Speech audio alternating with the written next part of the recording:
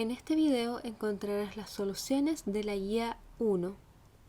En la actividad 1 pide representar cada una de estas fracciones como número decimal. Para eso tenemos que realizar la división entre el número de arriba, que es el numerador, en el número de abajo, que es el denominador. Realicemos la división. 13 dividido en 99. El 99 no cabe en el 13, así que ponemos que cabe 0 veces la coma y le podemos agregar entonces un 0 al 13 y quedaría 130. Ahora sí, el 99 cabe una vez dentro de 130, entonces me quedaría 99, los resto y queda 31. El 99 de nuevo no cabe en el 31, pero como estamos después de la coma, podemos agregarle un 0. El 99 cabe 3 veces dentro del 310 y 99 por 3 es 297. Hacemos la resta y queda 13. El 99 no cabe en el 13, así que tenemos que poner un 0. Estamos después de la coma, así que podemos ponerlo. El 99 cabe una vez en el 130. 99 por 1 queda 99. Los restamos y queda 31. Ahora nos empezamos a dar cuenta que estos números se están empezando a repetir. Ya tenemos el 130 acá y el 31 que le pusimos en 0 y quedaría en 310, y aquí tenemos que hacer exactamente lo mismo. El 99 no cabe en el 31, así que agregamos un 0. El 99 cabe 3 veces en el 310. 99 por 3 es 297. Hacemos la resta y volvemos a obtener 13. O sea, esto se va a ir repitiendo infinitamente, entonces estos números se repetirán infinitamente. ¿Qué quiere decir esto? Que esto es igual al número decimal 0,13 y todo eso periódico, porque el 13 completo es el que se repite. Entonces la fracción 13 partido 99 es igual al número decimal 0,13 periódico. La B, tenemos que pasar la fracción 21 partido 63 a decimal. Para esto tenemos que hacer la división entre 21 dividido en 63. El 63 no cabe en el 21, así que cabe 0 veces. Ponemos la coma y podemos colocarle un 0 al 21 quedando 210. Veamos cuántas veces cabe el 63 en el 210. 63 por 2 es 126, 63 por 3 es 189, 63 por 4 es 252, así que ahí nos pasamos, por lo tanto cabe 3 veces. Y 63 por 3 es 189, los restamos y da 21. El 63 no cabe en el 21, así que le agregamos un 0, podemos hacerlo porque estamos después de la coma, y si se dan cuenta se repite de nuevo el número. Por lo tanto acá también va a caber 3 veces. 3 por 63 va a ser 189, lo restamos y vuelve a quedar 21. Y esto se va a repetir infinitamente, o sea que estos 3 también se van a repetir infinitamente. Por lo tanto esto va a ser igual a 0,3 periódico. Entonces la fracción 21 partido en 63 es igual al decimal 0,3 periódico.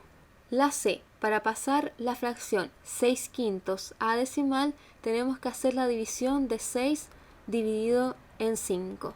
El 5 cabe una vez en el 6. 5 por 1 me da 5, los restamos, me queda 1.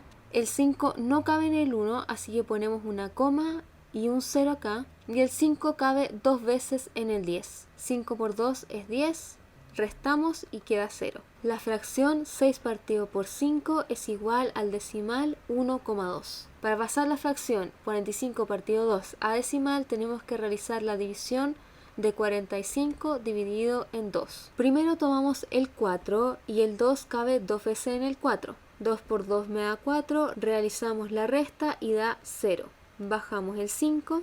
El 2 cabe 2 veces en el 5, 2 por 2 me da 4, lo resto me queda 1 y el 2 no cabe en el 1, así que ponemos la coma y le podemos agregar un 0. El 2 cabe 5 veces en el 10, 2 por 5 me da 10, lo resto y queda 0. La fracción 45 partido en 2 es igual al decimal 22,5.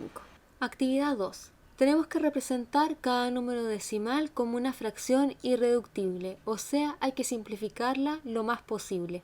Primero identifiquemos qué tipo de decimal es este que está acá. Este decimal termina y no tiene 3 puntitos después, no tiene ninguna barrita encima, por lo tanto es un decimal finito. Para pasar un decimal finito a fracción, lo escribimos sin la coma y lo dividimos por una potencia de 10.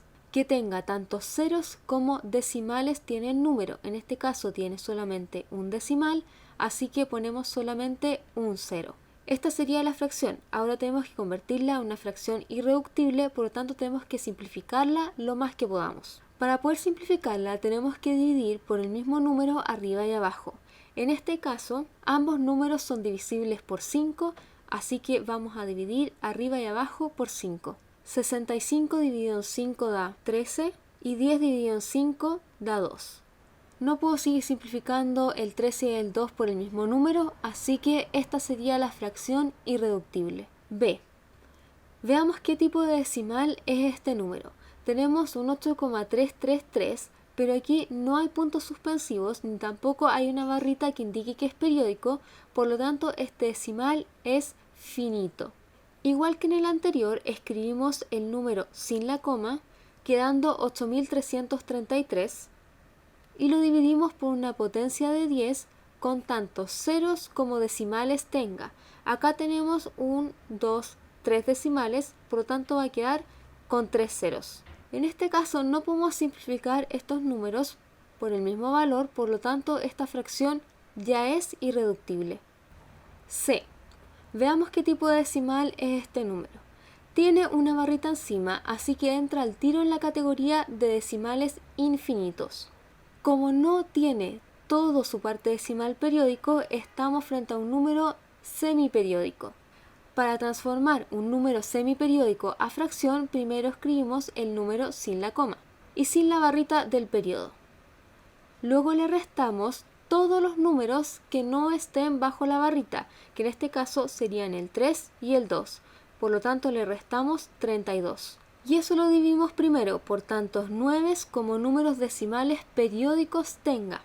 En este caso solo tenemos un número decimal periódico que sería el 5, así que un solo 9 quedaría. Y tantos ceros como decimales no periódicos tenga. En este caso solamente el 2 son los números decimales no periódicos, así que quedaría solamente un 0. Arriba hacemos la resta y quedaría 293 y abajo mantenemos el 90. Esta fracción no la podemos simplificar, así que ya sería la fracción irreductible. D. Veamos qué tipo de decimal es este. Tiene esta barrita encima, por lo tanto es un decimal infinito. Esta barrita encima indica que es periódico y además, como toda la parte decimal está periódica, estamos frente a un número decimal periódico. Para transformar un número decimal periódico a fracción, escribimos el número sin la coma y sin la barrita. Luego le restamos toda la parte que no esté bajo la barrita, que en este caso sería solamente el 4, y lo dividimos por tantos 9 como números decimales periódicos tenga. En este caso tenemos solamente un número decimal periódico, entonces ponemos solamente un 9. 49 menos 4 es igual a 45. Mantenemos abajo el 9.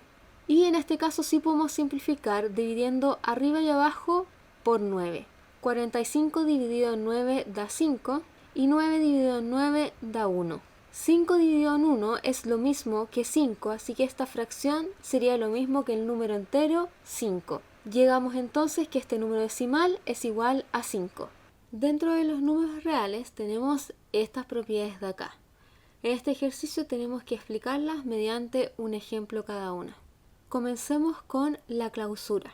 La clausura quiere decir que si yo tengo dos números que pertenecen al conjunto de las reales y los opero, ya sea con la adición o con la multiplicación, el resultado va a seguir perteneciendo al conjunto de los números reales. Entonces, veamos esto con un ejemplo. Tenemos, por ejemplo, el número menos 3 que pertenece a los números reales. También el número 0,5 pertenece a los reales. Entonces, si los operamos, veamos por ejemplo, si los sumamos, da menos 2,5. Y este número también pertenece a los números reales. Y si los multiplicamos, menos 3 por 0,5, el resultado da menos 1,5, que también pertenece a los números reales. Entonces, la clausura, tenemos dos números que pertenecen a los números reales, que si los operamos, también sus resultados van a estar en los números reales. Veamos ahora la conmutatividad. La conmutatividad plantea que al operar dos números que pertenecen a los números reales, es lo mismo operar el primer número con el segundo que el segundo número con el primero. Es decir, en el caso de la multiplicación significaría que el orden de los factores no altera el producto. Veamos el ejemplo de la conmutatividad. Vamos a tomar el número 0,2 que pertenece a los reales y el número 4 que también pertenece a los reales. Entonces, si los sumamos, da lo mismo si ponemos el 0,2 más 4 que si ponemos el 4 más menos 0,2. Ojo aquí que el número menos 0,2 al cambiarse de lugar se llevó su signo porque el menos es parte del 0,2. Veamos cuánto da el resultado a cada lado para confirmar que sea realmente lo mismo. Menos 0,2 más 4 da 3,8 y 4 más menos 0,2, ese más menos quiere decir que en realidad tengo que hacer la resta, o sea 4 menos 0,2 da 3,8 también. Y también para la multiplicación, multiplicar 0,2 por 4 es lo mismo que multiplicar 4 por menos 0,2. Veamos cuánto da a cada lado. Menos 0,2 por 4 me da menos 0,8 y 4 por menos 0,2 también me da menos 0,8. El orden de los factores no altera el producto. Veamos la asociatividad. La asociatividad plantea que si yo tengo que operar tres números que son reales, da lo mismo si primero opero los primeros dos y después el tercero, que si primero opero los últimos dos y después el primero. Veamos el ejemplo.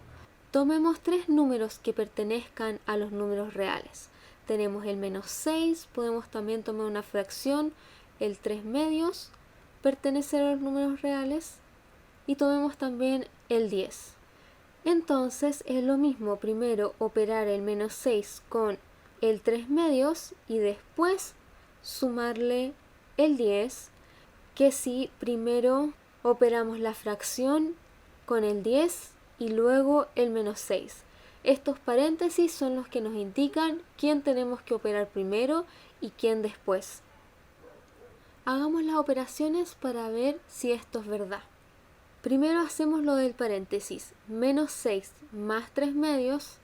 Para operar esos dos números tenemos que igualar denominadores, este está partido por un 1, para que queden 2 multiplicamos toda la fracción por 2, entonces arriba nos quedaría menos 12 y abajo quedaría un 2. Una vez que tenemos los mismos denominadores, operamos lo que está arriba. En este caso sería menos 12 más 3, que da menos 9 y el denominador se mantiene. Luego le sumamos 10, tenemos que igualar denominadores, está partido por 1 para que queden un 2, multiplicamos por 2. Esta fracción nos quedaría 10 por 2 que serían 20 arriba y 2 abajo.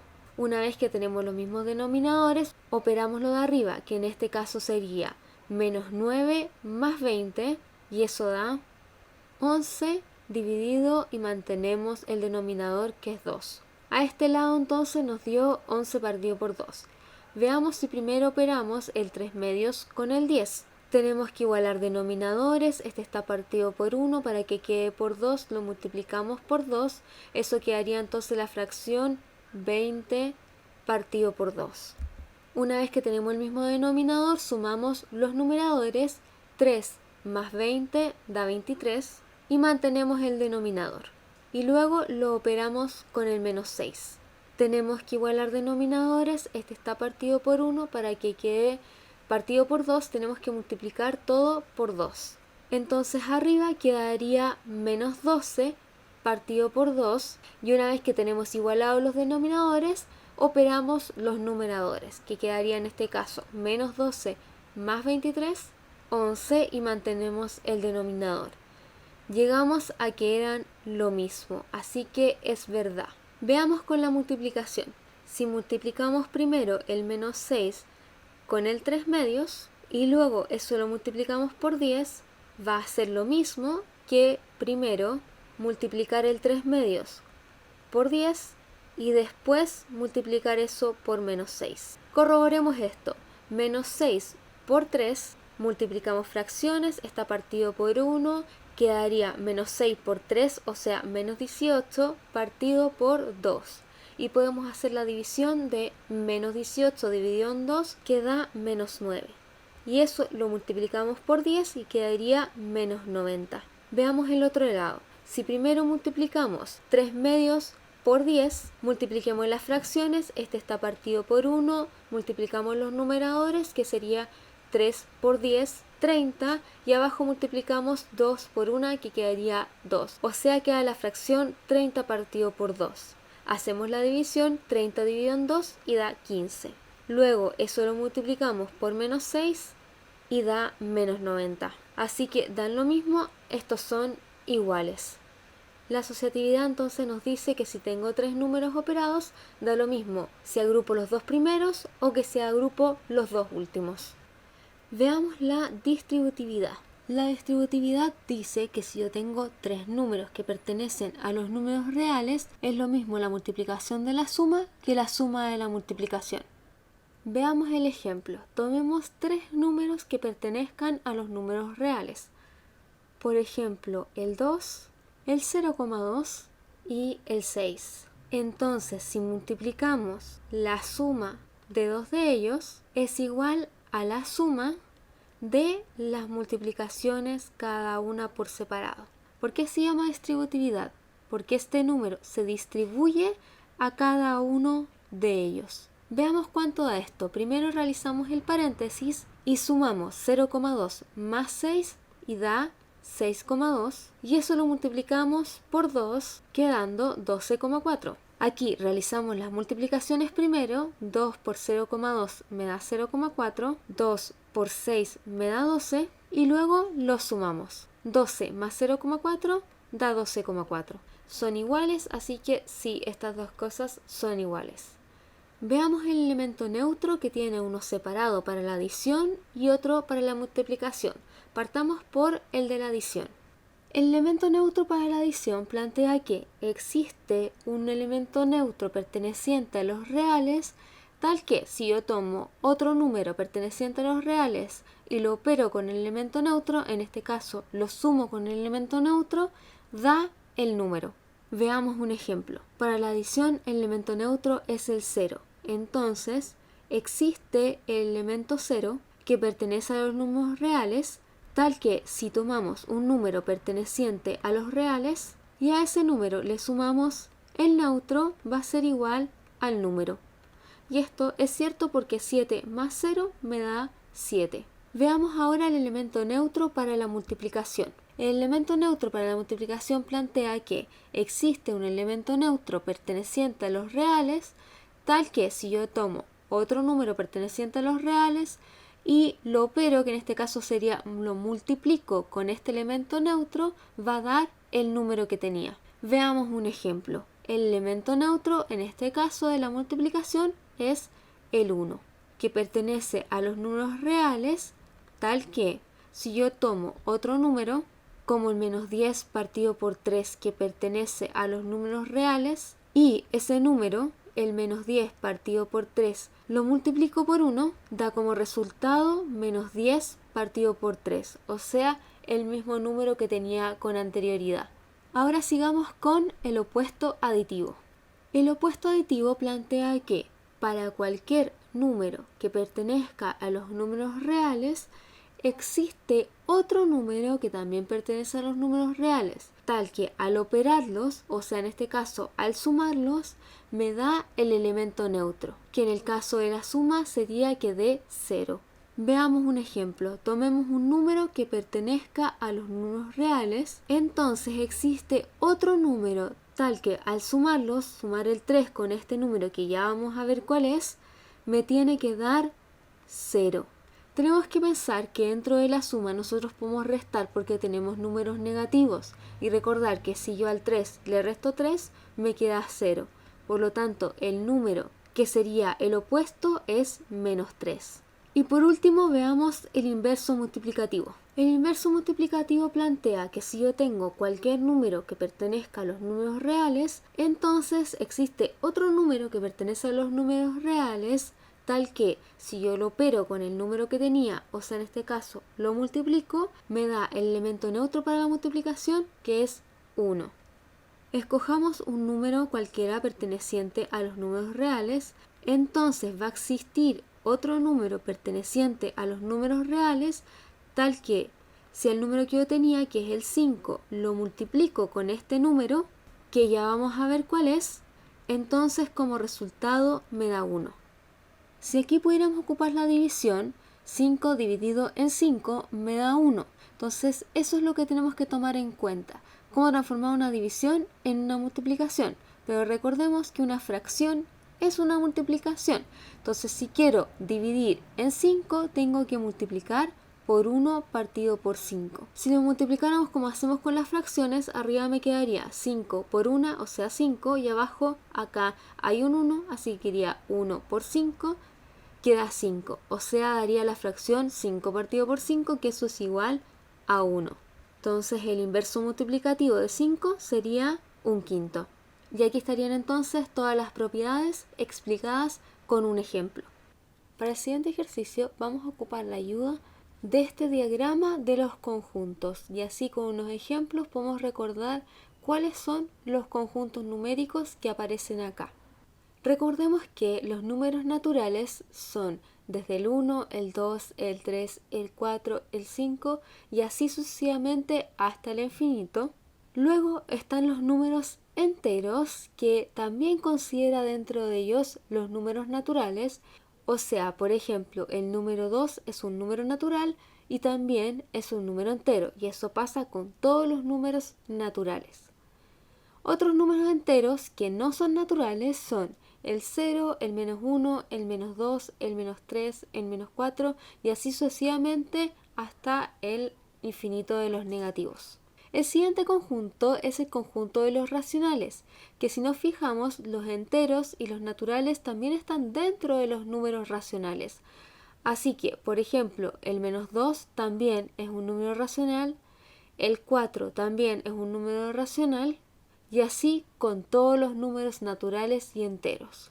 Otros números que no son ni naturales ni enteros son estos que están acá afuera. Por ejemplo, el 1/2, el -1/2, el -7,3 periódico y así todos los decimales finitos, todos los decimales infinitos periódicos y semiperiódicos. También están acá las fracciones. Recordemos que la definición del conjunto de las racionales son todos aquellos que se pueden escribir como fracción. Por otro lado tenemos los números irracionales que como definición tienen que no se pueden escribir como fracción. Entonces, o un número se puede escribir como fracción o no se puede. En otras palabras, o es número racional o es irracional. No puede ser ambos a la vez.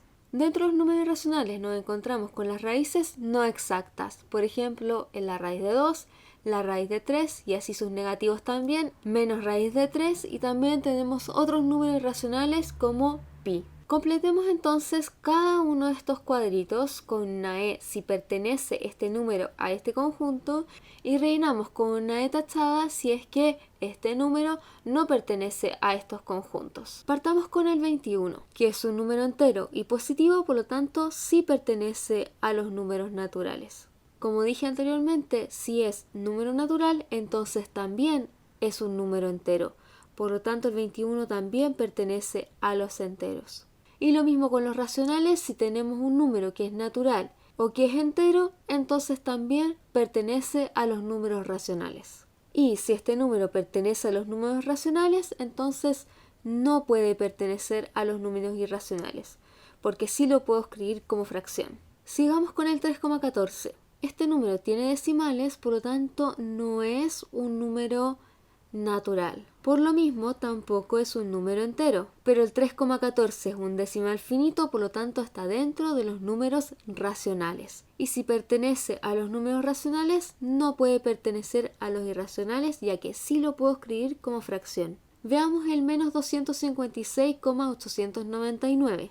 Es un número negativo y además tiene decimales, así que no pertenece a los números naturales. Tiene decimales, así que tampoco puede pertenecer a los números enteros, pero es un decimal finito, así que sí pertenece a los números racionales. Y no puede pertenecer a los números irracionales porque sí se puede escribir como fracción. Sigamos con la raíz de 144. Siempre que estemos frente a una raíz tenemos que intentar calcularla para ver que no sea una raíz exacta. En este caso, la raíz de 144 es 12.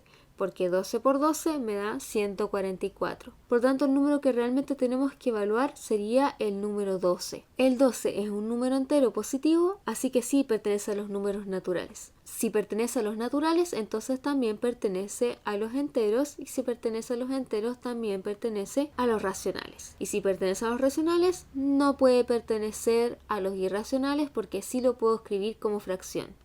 Vamos con la raíz de 35. Intentamos calcularla, pero la raíz de 35 no es una raíz exacta, por lo tanto va a ser un decimal infinito no periódico. Entonces, como un decimal no puede pertenecer a los naturales, no puede pertenecer a los enteros, y como es infinito y no periódico, tampoco puede pertenecer a los racionales. Recordemos que las raíces que no son exactas son irracionales, por lo tanto no se pueden escribir como fracción.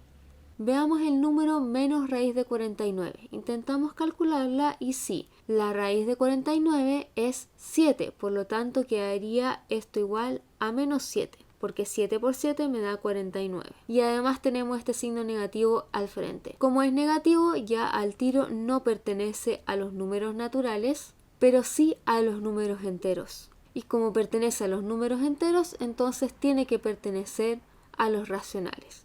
Si pertenece a los racionales, no puede pertenecer a los irracionales, porque sí se puede escribir como fracción.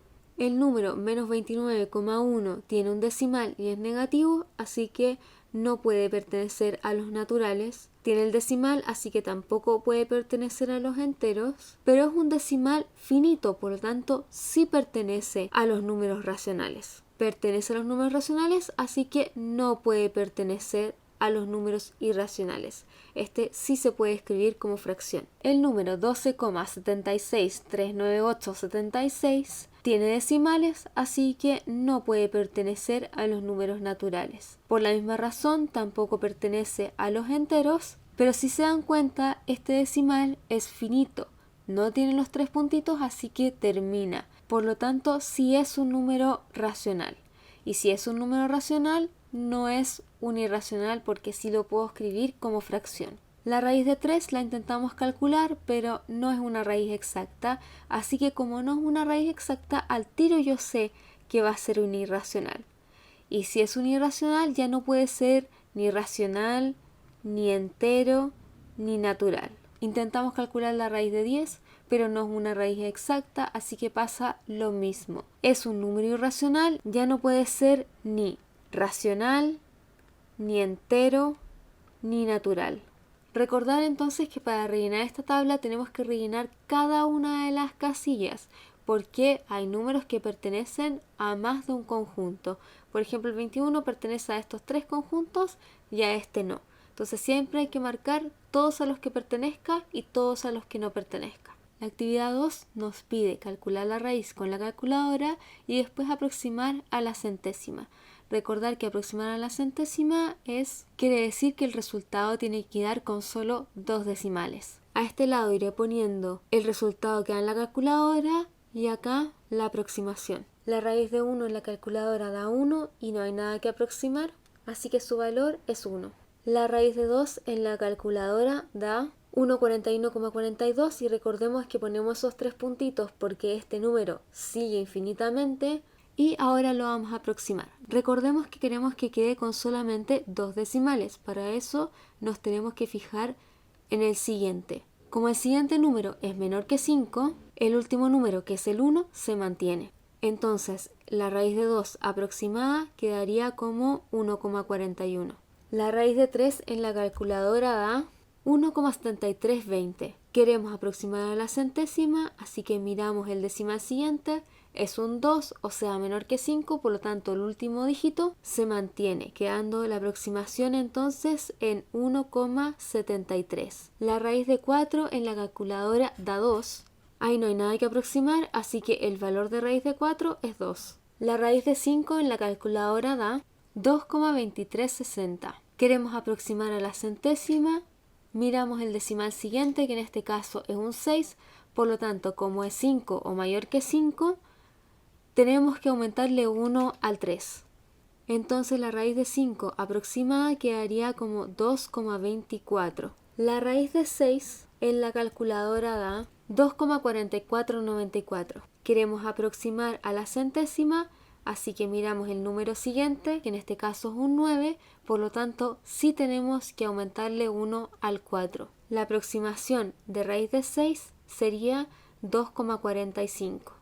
Raíz de 7 en la calculadora da 2,6457. Tenemos que aproximarlo a la centésima, así que nos fijamos en el decimal siguiente, es 5, por lo tanto sí tengo que aumentarle 1 al 4. Raíz de 7 aproximado sería 2,65. En la calculadora raíz de 8 da 2,8284. Para aproximar a la centésima miramos el decimal siguiente, y en este caso es un 8, así que sí tenemos que aumentarle 1 al 2. Raíz de 8 aproximado quedaría 2,83. Raíz de 9 en la calculadora da 3. No hay nada que aproximar, así que el valor de raíz de 9 es 3. Raíz de 10 en la calculadora da 3,1622. Para aproximarlo a la centésima miramos el decimal siguiente, es un 2, así que no tenemos que aumentarle nada al 6. Raíz de 10 aproximado quedaría 3,16. Raíz de 11 en la calculadora da 3,3166. Para aproximarlo a la centésima miramos el decimal siguiente, es un 6, por lo tanto sí tenemos que aumentarle 1 al 1. La aproximación de raíz de 11 es 3,32. Raíz de 12 en la calculadora da 3,4641. Para aproximarlo a la centésima miramos el decimal siguiente, es un 4, por lo tanto al 6 no hay que aumentarle nada. La aproximación de raíz de 12 es 3,46. Raíz de 13 en la calculadora da 3,6055. Tenemos que aproximarlo, nos fijamos en el decimal siguiente, que en este caso es un 5, por lo tanto hace 0, sí tenemos que aumentarle 1. La aproximación de raíz de 13 es 3,61. Raíz de 14 en la calculadora da 3,7416. Para aproximarlo a la centésima miramos el decimal siguiente, como es un 1 no tenemos que aumentarle nada al 4. La aproximación de raíz de 14 es 3,74.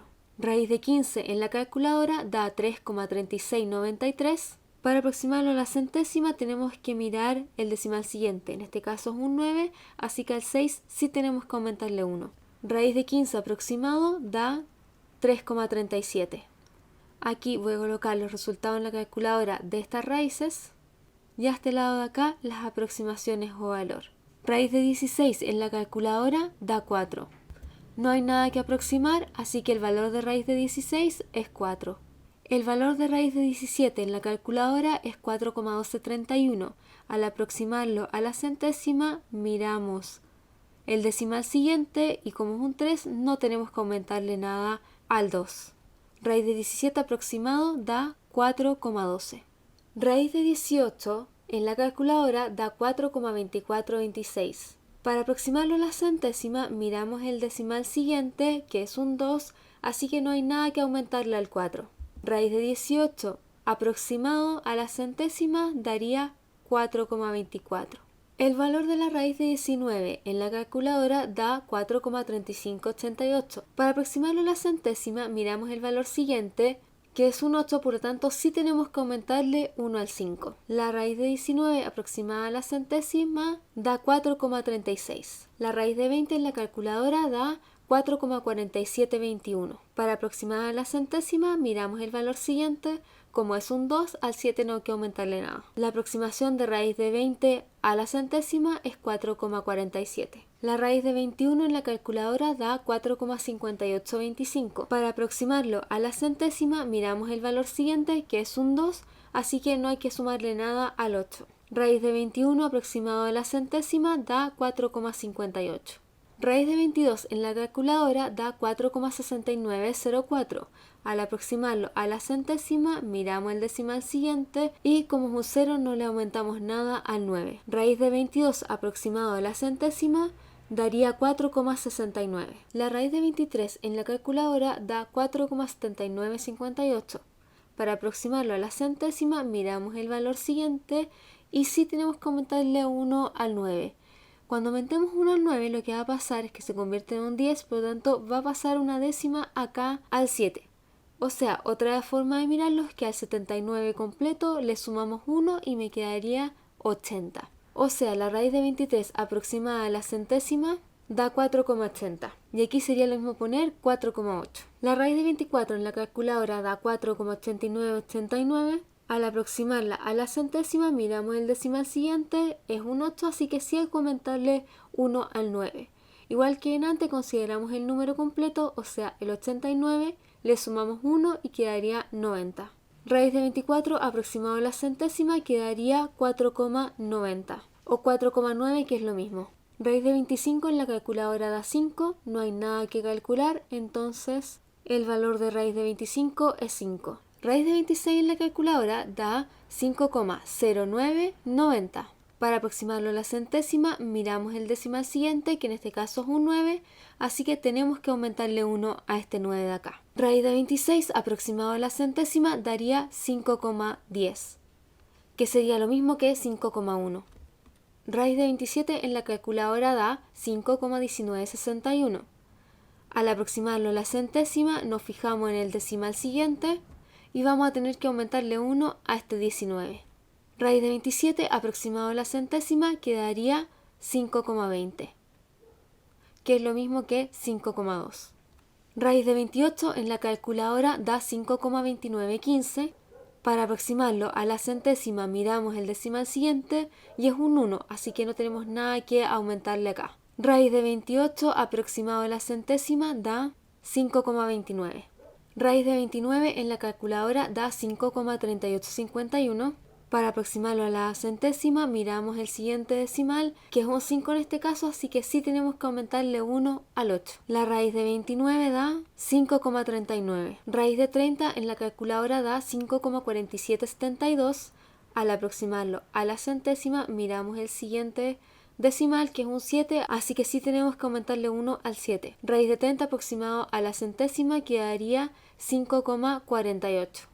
Y ahí estaría la tabla completa. Recordar que entonces aproximar no es simplemente cortar el número, sino que tenemos que fijarnos en el decimal siguiente. Si es menor que 5, mantenemos el número. Si es 5 o mayor que 5, le tenemos que sumar 1. Actividad 3. A.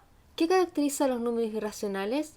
¿Qué los diferencia de los números racionales? Primero veamos la característica de los números irracionales. Los números irracionales son aquellos que no se pueden escribir como fracción.